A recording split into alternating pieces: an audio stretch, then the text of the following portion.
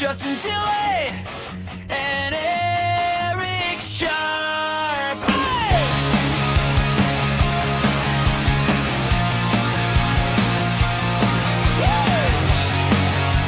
Oh, Justin, there we are.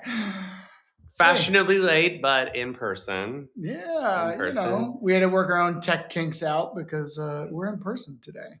Yeah. In person's great, but it does require a little more effort to do this. This is true. Yeah, ripping You out know. the home office stuff and coming in person is a little bit different. But happy Friday, Justin. Happy Friday. It is the second to last Friday of July. So we're almost through the first month of the third quarter. I'm going to just keep adding on I'm glad- different like navigations of where we are in the calendar year. But yeah, we have on July 24th. It means a lot of things. But it's national, and I say this to you with caution. We don't need too many of them, but it's National Tell an Old Joke Day. So you have free reign to say, did you hear about the guy who invented lifesavers? No, what happened? He made a mint.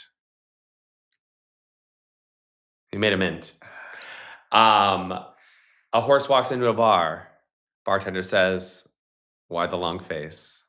No, that's a classic. It's a good old classic joke. So if you have a colleague, a friend, a family member, give them an old joke. We did find one about an apartment. Would you like to hear that joke? Yeah, give me the apartment joke. Yes. What do you call a happy apartment? Oh gosh. NOI, something or other. Not a happy owner, a happy apartment. A happy apartment is a sweet place to live. Ooh. Yeah. So now for some sweet news.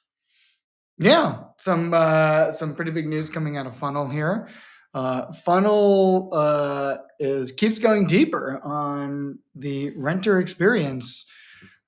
Justin, I thought we're thinking about getting a dog at some point, in our house. And Okay. I know that renters oftentimes have that same experience, right? They also get dogs. They Yes. also get dogs, but they may not have a dog. Well said. They may not have a dog when they move in. In fact, I was looking at a renter's conversation the other day about how they asked about a pet policy, and then the leasing AI agent asked, "Do you want to know about our pet policy?" And they said no. But they just wanted to know, do you accept dogs? But ultimately, things change. Right. Mid-lease, right? Things just change. So what happens when things change? Right. And how does that affect the residents staying there versus going somewhere else? Essentially, that they're not making that decision right at tour or renewal. They're also making that decision while they're living there. Sure. Yeah. Say you want a new amenity, a parking spot, you want access to a certain thing, a garage, storage space. You get a new pet, right? All of a sudden that makes a change in the original agreement. And you have to have these addendums and changes and all this. It's a lot of back and forth for, frankly, oftentimes not a lot of money. Yeah.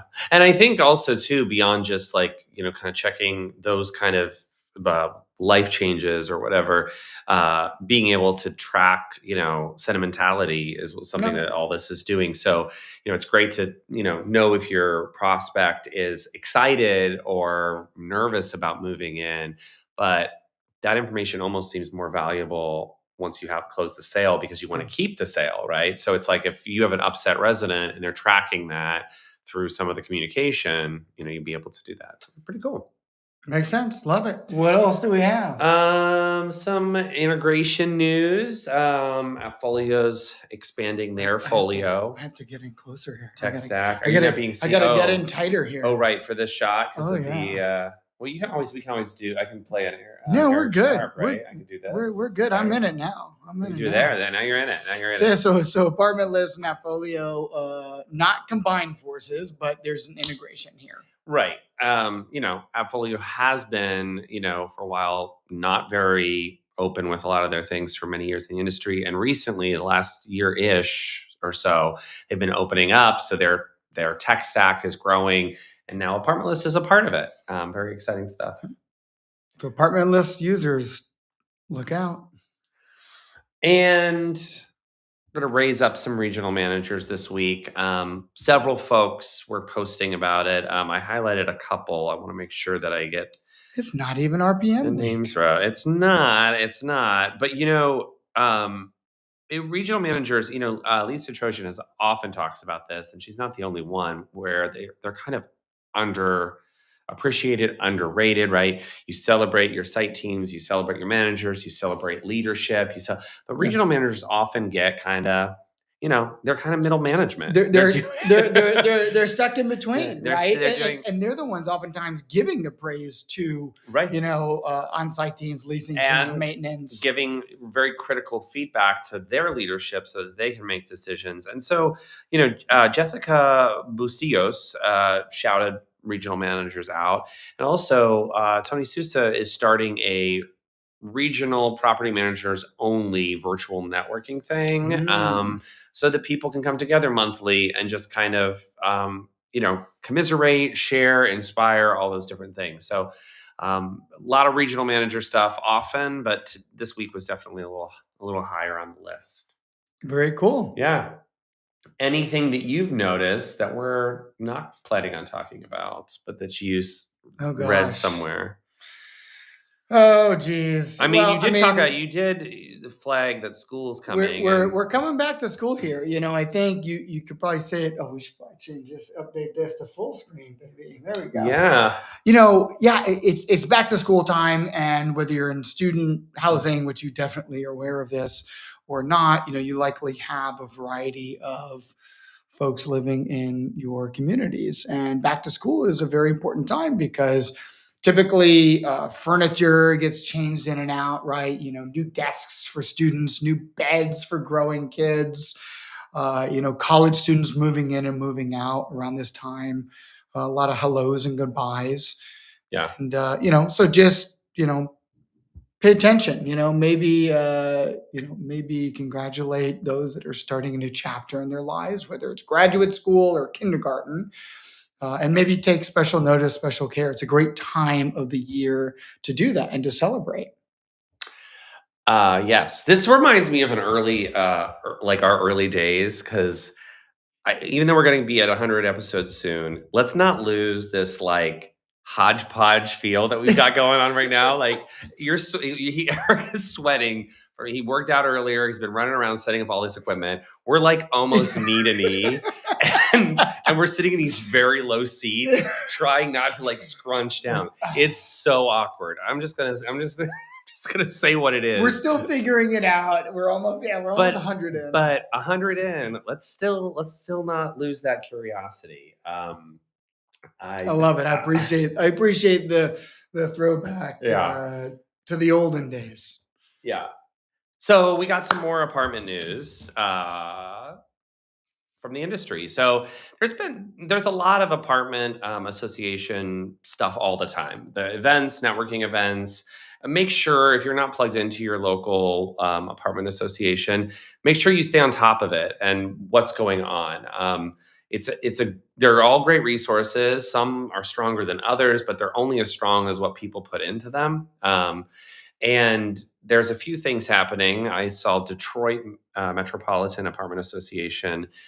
They will be starting a virtual club for social media. So a virtual club for those folks to kind of get together, virtually share ideas, how to do content, property level branding, all that kind of stuff. Indiana Apartment Association, they have a few different council opportunities. So to get involved with some of the councils that are part of their organization, there's stuff happening in August, there's stuff happening in September. So those are great times. Maybe before, I know up north, school starts a little later than it does down here. So maybe the August one will get you in before the school rush. And then the Coastal Georgia Apartment Association is planning something in October on St. Simon Island, which is one of my favorite spots to go in Georgia. Yep. They're doing an oyster kind of networking event, like shucking oysters and drinking and hanging out and, talking about real estate. Because why not? Why not? Yeah. So that's kind of exciting. and somebody, I love thought leadership that doesn't come from the C-suite. Monique Brewer is a property manager.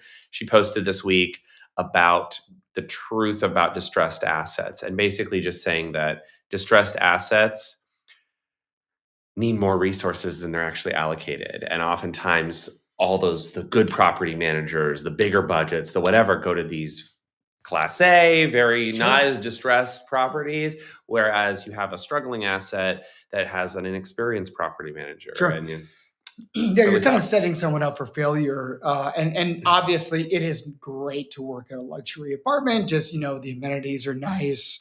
Oftentimes folks are maybe not balking at budgets as much, right? Right. They're not as budgetary conscious. But it's one of these things where you should be rewarded, Yeah. right, for working yourself up in the ranks. But the challenge is, if you're talented, you should be able to go to the distressed assets and turn them around Right. within a 3, 6, 9-month period. Right. There, I had some experience in education. And when I was getting my master's, I took a class, and one of our professors was talking about, that's a fallacy in education. Yeah. That oftentimes you're so good at this subject, you understand it so well, you teach more the advanced students. Well, the advanced students often sometimes get it because they've been taught well, or they don't. So you actually need sometimes the more advanced teachers working with the remedial, because they're the ones that can get the bridge to get you to. No, where you I need to do be. see this in college, though, Yeah. where you'll have that epic professor who still does the 101 class, the big Yeah, lecture class. yeah, because it's the same. Oftentimes they will do that, and I love seeing that. Yeah, it's huge because it sets up all those people, for success. And last on here, we want more full circle moments. I posted about this maybe a couple weeks ago, but a few folks posted about their full circle moments. They specifically called out. Let me find the names again. I love reading my own notes. This is a full circle moment as it's like this is like classic. This is like classic original. Well, we're gonna have to find a way to get our note. We have a screen that we could eventually. Yeah, I think that would be. I mean, we could sit behind it too. There's you get another table in here. Anyway, full circle moments. Sarah Fox shared about a niece of hers that's entering the industry, a similar age when she did. Her niece's name is Avery Davis. She posted about that, kind of highlighted a full circle moment. And Norman J. Liverpool IV shared a story about somebody he used to work with, Tiffany McNeely. And a post I wrote a few weeks ago was sort of how in this industry a lot of industries, frankly, is that the people you meet, they're part of a community that circles back again, especially in multifamily, that your customer could become your colleague the next day. A partner could then become your boss somewhere else. So yeah, pretty good. Full circle moments. And speaking of moments, there's a moment coming up here in September called Blueprint. A lot of people have been posting about it. There's a lot of roundtables, a lot of speakers have been announced. There's over 200 speakers coming to Las Vegas, September 22nd to the 24th. Will there be attendees? Yeah, okay. There will be not equal amount, right? Over 3,000 attendees. Okay, good. Of course, and I will be hosting a roundtable talking about. Yeah, I put this in here, but it's not. It is actually playing. I promise you. Okay, it's just not. It is playing for the crowds, for the regular crowd. But yes, I will be speaking about basically zero-click attribution in marketing. It's one of the biggest changes to happen right now in multifamily. The reason why you should pay attention is because renters are becoming more knowledgeable about what they want to rent. And they're not really landing on your website until they're ready to book a tour. Sometimes not even landing on your website at all.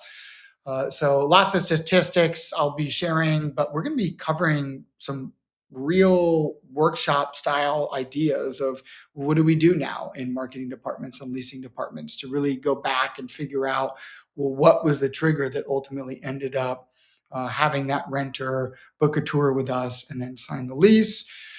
Yes, it might be the dog park, but how do they find out about the dog park? Yeah. How did they compare and contrast everything before landing on your website? And what can we do to uncover those insights? Yeah, that's great. I will not be speaking, and I may not even be going, but I probably will go. I just have to figure out my schedule. We'll But figure yeah, it out. we'll figure it out. All right. Why enough don't you of- advance the next? Enough about How me. would you sell your hometown to someone who's never been there before? I'm from King of Prussia. My hometown is Philly. So I live in Lancaster County, Pennsylvania. Avon Lake, Ohio. I have the largest mall in America. So, So this is something from I think Zillow. if you like to shop, Okay. it's a great place to be. Also, live, play, work, everything is 5 minutes from my house. So really just convenient. New York, but smaller, but better. It's just more walkable.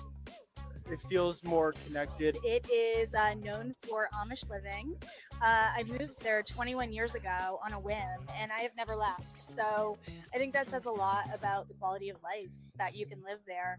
So close to so many cities, but so hometown country as well. Is there a lot of fresh air and homemade furniture? So much, so much. Awesome place to raise a family. Still have access to all the big sports teams. Downtown Cleveland. It's a great place. Let's go, Ohio. How would you sell your hometown to someone who's never been there before? I'm from King of Prussia. My hometown is Philly. So I live in Lancaster County, Pennsylvania. Avon Lake, Ohio. I have the largest mall in America. So I think if you like to shop, it's a great place to be. Also live, play, work, everything is 5 minutes from my house. So really just convenient. New York, but smaller, but better. It's just more walkable. It feels more connected. It is known for Amish living. I moved there 21 years ago on a whim, and I have never left. So I think that says a lot about the quality of life that you can live there. So close to so many cities, but so hometown country as well. Is there a lot of fresh air and homemade furniture? So much, so much. Awesome place to raise a family. Still have access to all the big sports teams. Downtown Cleveland. It's a great place. Let's go, Ohio. And we are back. Very cool stuff. Very cool stuff. So this was a clip that we found that Zillow Rentals posted. Kind of a fun play on the lighter side of news, just kind of talking with various folks that are in their network about selling your city. Mhm. How do we, selling your city, why should someone move to your city? And oftentimes we're selling someone to move to your community, but sometimes you kind of want to, maybe sell your neighborhood. Right. Right? It's a good practice to get into that. Right. I mean, I think for a lot of people, especially as people move around and maybe work remotely, and there are those transient folks, that is a big draw. It's a big piece to get somebody to move from Atlanta to Seattle. What are the reasons? If you are talking to somebody that's looking to go to and they're deciding between two places, how do you sell your city, your area? I think it's very smart. Nice stuff. So yeah, on the heavier side of news this week, there was a tragedy. I think it happened early on in the week. Yeah. Earlier on in the week was a shooting that occurred inside of a leasing office, and three humans lost their lives. This definitely rattles on-site teams who truly are the frontline workers who are putting themselves out there, meeting random residents, who are scheduling tours, oftentimes not having to do background checks at that point just yet. But unfortunately, there was, just a terrible moment here in history, and Mhm. we'd like to just remember the fallen folks who lost their lives tragically. We'd like to honor them just with a moment of silence.